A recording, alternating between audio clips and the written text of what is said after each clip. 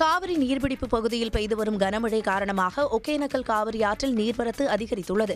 தமிழக காவிரி நீர்பிடிப்பு பகுதிகளான அஞ்சக்கெட்டி, கேரெட்டி, நாற்றாபாளையம், பிலிகுண்டு ஆகிய வனப்பகுதிகளில் கனமழை பெய்து வருவதால் ஒகேனக்கல் காவிரி ஆற்றுக்கு வரும் நீர்வரத்து அதிகரித்துள்ளது. கடந்த சில நாட்களாக நீர்வரத்து 700 கன அடியாக இருந்த நிலையில் நேற்று மாலை 5000 கன அடியாக உயர்ந்தது. இந்நிலையில் இன்று காலை ஒகேனக்கல் காவிரி ஆற்றில் நீர்வரத்து 8000 கன அடியாக அதிகரித்துள்ளது. நீர்வரத்து தொடர்ந்து உயர்ந்து கொண்டிருப்பதால் வியாபாரிகள் மற்றும் பரிசல் ஓட்டிகள் மகிழ்ச்சியடைந்துள்ளனர். கிருஷ்ணகிரி கேஆர்பி அணையிலிருந்து தண்ணீர் திறப்பு அதிகரித்திருப்பதால் தென்பெண்ணை ஆற்றில் வெள்ளப்பெருக்கு ஏற்பட்டுள்ளது.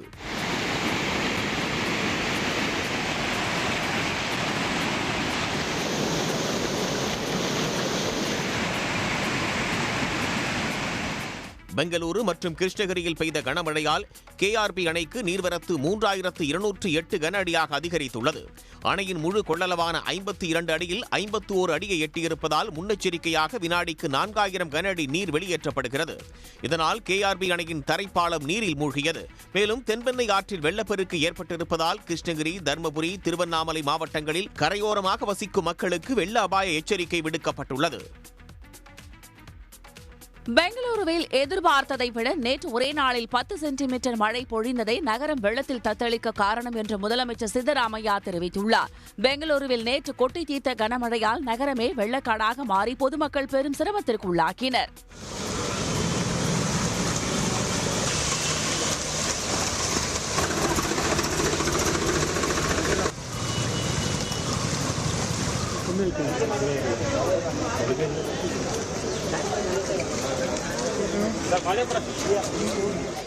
கனமழையால் சுவர் இடிந்து விழுந்ததில் பெண் ஒருவர் உயிரிழந்தார். இதனிடையே மழை பொழிவு குறித்து செய்தியாளர்களை சந்தித்த முதலமைச்சர் சித்தராமையா எதிர்பார்ப்பை விட ஒரே நாளில் பெங்களூருவில் 104 மில்லிமீட்டர் மழை பதிவானதாக தெரிவித்தார். மழை பாதிப்பால் உயிரிழந்த பெண்ணின் குடும்பத்திற்கு 5 லட்சம் ரூபாய் நிவாரணம் வழங்கப்பட்டதாக தெரிவித்தார். இதனிடையே மழை பாதிப்புகள் குறித்து பெங்களூருவில் முதலமைச்சர் சித்தராமையா மற்றும் துணை முதலமைச்சர் DK சிவக்குமார் ஆகியோர் ஆய்வு நடத்தவுள்ளனர். வரும் 23ஆம் தேதி வரை பெங்களூருவுக்கு மஞ்சள் எச்சரிக்கையை வானிலை ஆய்வு மையம் விடுத்துள்ளது. உலகத்தையே பேரச்சத்தில் ஆழ்த்திய கொரோனா தொற்று பாதிப்பு சிங்கப்பூர், ஹாங்காங்கில் அதிகரிக்க தொடங்கியுள்ளது. இந்தியாவில் 257 பேருக்கு தொற்று கண்டறியப்பட்டுள்ள போதிலும் லேசான பாதிப்பு கொண்டதாகவே உள்ளதாக சுகாதாரத்துறை தெரிவித்துள்ளது. சுகாதார சேவைகளின் தலைமை இயக்குநர் தலைமையில் அண்மையில் நடைபெற்ற ஆய்வுக் கூட்டத்தில் தேசிய நோய் தடுப்பு மையம், பேரிடர் மேலாண்மை பிரிவு, இந்திய மருத்துவ ஆராய்ச்சி கழகம் மற்றும் மத்திய அரசு மருத்துவமனைகள் சார்பாக நிபுணர்கள் இடம்பெற்றனர். இதனையடுத்து வெளியிடப்பட்ட அறிக்கையில் இந்தியாவில் கொரோனா தொற்று கட்டுக்குள் உள்ளதாகவும் 19ஆம் தேதி நிலவரப்படி 257 பேர் தொற்று பாதிப்புக்கு உள்ளாகியுள்ளதாகவும் அனைத்தும் லேசான பாதிப்புகளே என்றும் குறிப்பிடப்பட்டுள்ளது. சிங்கப்பூர், ஹாங்காங்கில் தொற்று பாதிப்பு வேகம் எடுப்பதை உணர்ந்து கண்காணிப்பு தீவிரப்படுத்தப்பட்டுள்ளதாகவும் உள்ளது. கடலூர் மாவட்டம் குள்ளஞ்சாவடி பகுதியில் இனிப்புகள் விற்பனை செய்து வரும் சுமதி என்ற பெண்ணிடம் குறைந்த விலையில் சமையல் எண்ணெய் கொடுப்பதாக கூறி மர்ம நபர் ஒருவர் 14,000 ரூபாய் மோசடியில் ஈடுபட்டுள்ளார். சுமதியின் மொபைல் எண்ணிற்கு தொடர்பு கொண்ட மர்ம நபர் ராணுவ கேண்டீனின் மூலம் எண்ணெயை குறைந்த விலைக்கு வழங்குவதாக கூறியுள்ளார். ஆரம்பத்தில் சுமதி மறுக்கவே தொடர்ச்சியாக தொடர்பு கொண்டு வாங்கிக் கொள்ளுமாறு வற்புறுத்தி கூகுள் பே மூலமாக 14,000 ரூபாயை பெற்றுள்ளார். இது தொடர்பாக கடலூர் மாவட்ட காவல் கண்காணிப்பாளர் அலுவலகத்தில் பாதிக்கப்பட்ட பெண் சுமி புகார் கொடுத்துள்ளார். கேரளாவில் பல்கலைக்கழகங்களுக்கு தற்காலிக துணைவேந்தர்களை நியமனம் செய்த ஆளுநரின் உத்தரவை ரத்து செய்து அம்மாநில உயர்நீதிமன்றம் உத்தரவிட்டுள்ளது. கடந்த ஆண்டு தொழில்நுட்ப பல்கலைக்கழகம் டிஜிட்டல் பல்கலைக்கழகத்திற்கு துணைவேந்தர்களை நியமனம் செய்ய கேரள அரசு தேர்வு பட்டியலை ஆளுநராக இருந்த ஆரிஃப் முகமது கானுக்கு அனுப்பியது. அந்த பட்டியலை ஆரிஃப் முகமது கான் தவிர்த்து வேறு 2 பேரை தற்காலிக துணைவேந்தர்களாக நியமித்து உத்தரவிட்டார். இந்த உத்தரவை ரத்து செய்ய கோரிய கேரள அரசின் வழக்கை விசாரித்த உயர்நீதிமன்ற நீதிபதி சுரேஷ்குமார் தலைமையிலான அமர்வு தற்காலிக துணைவேந்தர்களை நியமிக்கும் போது மாநில அரசு வழங்கும் தேர்வு பட்டியலில் இருந்தே நியமிக்க வேண்டும் என தெரிவித்தது. மேலும் ஆளுநரின் உத்தரவை ரத்து செய்து கேரள உயர்நீதிமன்றம் உத்தரவிட்டுள்ளது. தமிழ்நாடு அரசின் நான் முதல்வன் திட்டத்தில் பயிற்சி பெற்ற 10 மாணவர்கள் இந்திய வனப்பணிக்கு தேர்வாகியுள்ளனர். கடந்த 2023ஆம் ஆண்டு முதலமைச்சர் மு.க. ஸ்டாலின் நான் முதல்வன் திட்டத்தை தொடங்கி வைத்தார். இந்த திட்டத்தின் மூலம் யுபிஎஸ்சி முதல்நிலை தேர்வுக்கு தயாராகும் 1000 மாணவர்களுக்கு மதிப்பீட்டு தேர்வின் மூலம் 10 மாதங்களுக்கு தலா 7500 ரூபாயும், முதன்மை தேர்வுக்கு தயாராகும் மாணவர்களுக்கு தலா 25000 ரூபாயும் ஊக்கத்தொகையாக வழங்கப்பட்டு வருகிறது. நான் முதல்வன் திட்டத்தின் உதவியுடன் தேசிய அளவிலான போட்டித் தேர்வுகளில் வெற்றி பெறும் தமிழ்நாட்டு மாணவர்களின் எண்ணிக்கையும் அதிகரித்து வருகிறது. சமீபத்தில் வெளியான யுபிஎஸ்சி தேர்வு முடிவுகளில் நான் முதல்வன் திட்டத்தின் கீழ் பயிற்சி பெற்ற 50 பேர் வெற்றி பெற்றனர். இந்த நிலையில் நான் முதல்வன் திட்டத்தில் பயிற்சி பெற்ற 10 பேர் இந்திய வனப்பணிக்கு தேர்வாகியுள்ளனர். இதில் நிலாபாரதி, அரவிந்த் குமார், மதுசூர்யா, பிபிஷா, ராம் பிரகாஷ் ஆகிய 5 பேர் தரவரிசையில் முதல் 100 இடங்களுக்குள் இடம்பெற்றுள்ளது குறிப்பிடத்தக்கது. அமலாக்கத்துறை சம்மனின் அடிப்படையில் டாஸ்மாக் துணை பொது மேலாளர் ஜோதி சங்கர் நுங்கம்பாக்கத்தில் உள்ள அமலாக்கத்துறை அலுவலகத்தில் ஆஜரானார். டாஸ்மாக் முறைகேடு வழக்கு தொடர்பாக அமலாக்கத்துறையினர் 2 நாட்களாக டாஸ்மாக் மேலாண்மை இயக்குநர் விசாகன், சினிமா தயாரிப்பாளர் ஆகாஷ் பாஸ்கரன் தொடர்புடைய இடங்கள் உள்ளிட்ட 12 இடங்களில் சோதனை நடத்தினர். ஏற்கனவே டாஸ்மாக் தலைமை அலுவலகத்தில் அமலாக்கத்துறை அதிகாரிகள் நடத்திய சோதனையில் முக்கிய ஆவணங்கள் பறிமுதல் செய்யப்பட்ட நிலையில் அதனை கொண்டு டாஸ்மாக் துணை பொது மேலாளர் ஜோதி சங்கரிடம் விசாரணை நடத்தப்பட்டதாக கூறப்படுகிறது. இதில் கடந்த 5 ஆண்டுகளில் எவ்வளவு டெண்டர் எடுக்கப்பட்டது, மதுபான ஆலைகளிலிருந்து எவ்வளவு கொள்முதல் செய்யப்பட்டது உள்ளிட்ட பல்வேறு கேள்விகளை கேட்டு ஜோதி சங்கரிடம் வாக்குமூலம் பெறப்பட்டதாக தகவல்கள் வெளியாகியுள்ளன. திண்டுக்கல் மாவட்டம் சானார்பட்டி அடுத்த வத்தலம் தோப்பம்பட்டி கிராமத்தில் அமைந்துள்ள ஸ்ரீ காளியம்மன் கோவில் திருவிழாவின் முக்கிய நிகழ்வான வழுக்கு மரம் ஏறும் நிகழ்ச்சி கோலாகலமாக நடைபெற்றது. 60 அடி உயரம் கொண்ட மரத்தின் மீது ஏற இளைஞர்கள் முற்பட்ட போது மக்கள் தண்ணீரை ஊற்றி இளைஞர்களை மேலே ஏற விடாமல் தடுத்தனர்.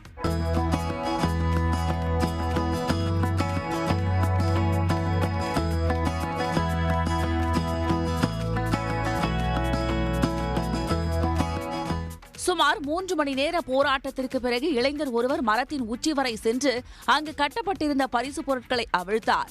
இந்த நிகழ்வை நூற்றுக்கணக்கான மக்கள் ஆர்வத்துடன் கண்டு ரசித்தனர்.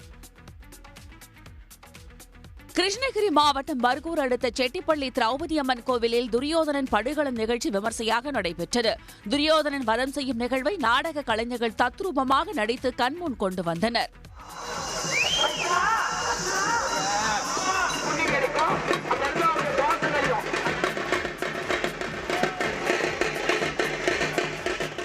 அப்பகுதியைச் சேர்ந்த நூற்றுக்கணக்கான பக்தர்கள் துரியோதனன் படுகளம் நிகழ்ச்சியை கண்டு களித்தனர். பக்தர்களின் திருஷ்டி விலக துடைப்பத்தால் அடிக்கும் நிகழ்வும் நடைபெற்றது. நடிகர் விஷாலுடன் ஆகஸ்ட் 29ஆம் தேதி திருமணம் நடைபெறவுள்ளதாக திரைப்பட நிகழ்ச்சியில் நடிகை சாய் தன்ஷிகா அறிவிப்பு வெளியிட்டுள்ளார். யோகிடா பட ட்ரெய்லர் வெளியிட்டு விழாவில் பேசிய நடிகை தன்ஷிகா, இருவரும் மகிழ்ச்சியாக வாழ விரும்புவதாகவும் தங்களுக்கு அனைவரும் ஆசீர்வாதம் வழங்க வேண்டும் என்று பேசினார். இதுக்கப்புறம் மறைக்கிறதுக்கு ஒன்றும் இல்லை. ஆமாம், சொல்லிடலாமா?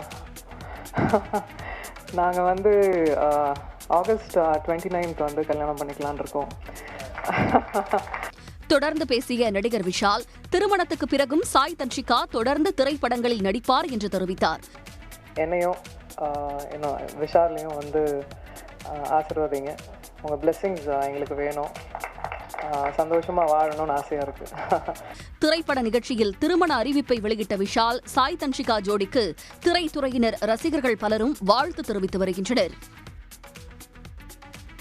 குற்றாலம் மெயின் அருவியில் குளிக்க விதிக்கப்பட்டிருந்த தடை விலக்கிக் கொள்ளப்பட்டதால் சுற்றுலா பயணிகள் மகிழ்ச்சி அடைந்தனர்.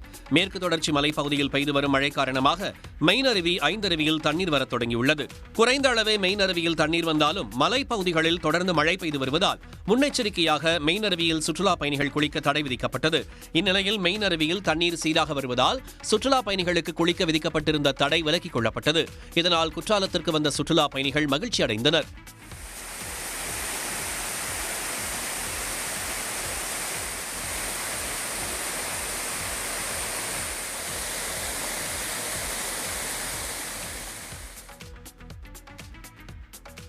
IPL தொடரில் நேற்று நடைபெற்ற லீக் போட்டியில் லக்னோ அணியை 6 விக்கெட்டுகள் வித்தியாசத்தில் வீழ்த்தி ஹைதராபாத் அணி வெற்றி பெற்றது.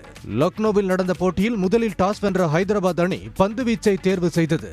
முதலில் பேட்டிங் செய்த லக்னோ அணி 7 விக்கெட் இழப்புக்கு 205 ரன்கள் எடுத்தது. தொடக்க வீரர்களான மிச்சல் மார்ஷ் மற்றும் மார்க்ரம் இருவரும் அரை சதத்தை கடந்து அசத்தினர். இந்த போட்டியில் 4 லக்னோ பேட்ஸ்மேன்கள் ஒற்றை இலக்க ரன்களை மட்டுமே எடுத்து அவுட் ஆகி ஏமாற்றம் அளித்தனர். 206 ரன்களை இலக்காக கொண்டு களமிறங்கிய ஹைதராபாத் ஹைதராபாத் அணியின் தொடக்க ஆட்டக்காரர் அபிஷேக் சர்மா 20 பந்துகளில் 59 ரன்களை குவித்து அசத்தினார். தொடர்ந்து ஈஷான் கிஷன், கிளாசன் உள்ளிட்டோரின் ஆட்டத்தால் ஹைதராபாத் அணி 18.2 ஓவர்களிலேயே இலக்கை எட்டி வெற்றி பெற்றது. இதன் மூலம் லக்னோ அணி பிளே ஆஃப் சுற்றுக்கு முன்னேறுவதற்கான வாய்ப்பை இழந்தது. ஏற்கனவே 3 அணிகள் பிளே ஆஃப் சுற்றுக்கு தகுதி பெற்ற சூழலில் டெல்லி மற்றும் மும்பை அணிகள் இடையே கடும் போட்டி நிலவி வருகிறது. கோவையில் அமையவுள்ள தங்க நகை பூங்கா கோவைக்கு மேலும் தொழில் வளர்ச்சியையும் பெருமையையும் கொண்டு வரும் என அமைச்சர் தாமு அன்பரசன் நம்பிக்கை தெரிவித்துள்ளார். கோவை கொடிசியாவில் நடைபெற்ற தங்க நகை உற்பத்தியாளர்கள் சங்கத்தினருடனான ஆலோசனைக் கூட்டத்தில் பங்கேற்ற பின் செய்தியாளர்களை சந்தித்த அமைச்சர் தங்க நகை பூங்கா அமைப்பதற்கான முழு திட்ட அறிக்கையும் தயாராக உள்ளதாக தெரிவித்தார். குறிச்சி சிட்கோ தொழில்பேட்டையில் ரூபாய் 126 கோடி ரூபாய் மதிப்பில் 2.46 ஏக்கர் பரப்பில் 8,57,000 சதுர அடியில் எல்லா வசதிகளும் கொண்ட ஒரு தொழில் பூங்காவை அமைக்க வேண்டும் என்று திட்டமிட்டு இன்றைய தினம் இந்த கோயம்புத்தூரில் இருக்கிற 18க்கும் மேற்பட்ட தங்க நகை தொழில் முனைவோர்கள் சங்கங்கள்லாம் ஒருங்கிணைந்து இங்கே கூட்டம் போட்டோம். தங்க நகை பூங்காவில் நகை பட்டறைகள், ஹால்மார்க் தர பரிசோதனை கூடம், பாதுகாப்பு பெட்டகம், கண்காட்சி கூடம் உள்ளிட்ட வசதிகள் ஏற்படுத்தி தர உள்ளதாகவும் இதன் கட்டுமான பணிகள் 18 மாதங்களுக்குள் நிறைவடையும் என்றும் அமைச்சர் தாமு அன்பரசன் தெரிவித்துள்ளார். உடனுக்குடன் செய்திகளை தெரிந்து கொள்ள சன் நியூஸ் பெல் ஐகானை கிளிக் பண்ணுங்க.